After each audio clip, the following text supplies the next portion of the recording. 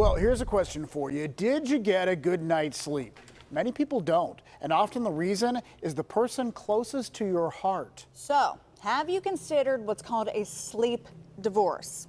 You don't really get divorced, you just don't sleep together every night. Our John Shumway is here to take a look at what's becoming a growing trend. John. Yeah, it really is. And let me just tell you, the experts hate that term, sleep divorce. They consider it very negative for something that really is meant to improve you and your partner's health. First, you and your life partner have to be honest. Is there a problem? If there are no sleep problems at all, then by all means, sleeping in the same bed is better. That's right, it's better. AHN sleep specialist Dr. Daniel Shade. We release oxytocin and some other chemicals that are called, the cuddling hormones and things that give us good feeling and bring us closer to that person that we're imprinting upon, that we're with. And that impact really kicks in with deep REM sleep. But if you're not getting there, not even close, And you're snoring and you're thrashing about a bit, disturbs your partner, or you're getting up at 4 a.m. to go to work, or you have to use the bathroom many times a night. And that can get disruptive to your bed partner. or maybe only one of you is a night owl.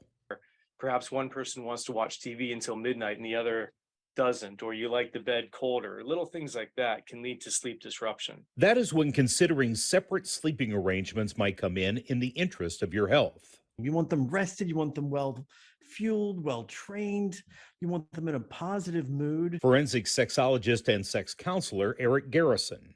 People will realize sooner than later it's an advantage to that couple. It's just getting over the stigma of, does this mean I'm being kicked out of the relationship? It's actually more common than you think, too. About a quarter of couples will sleep apart.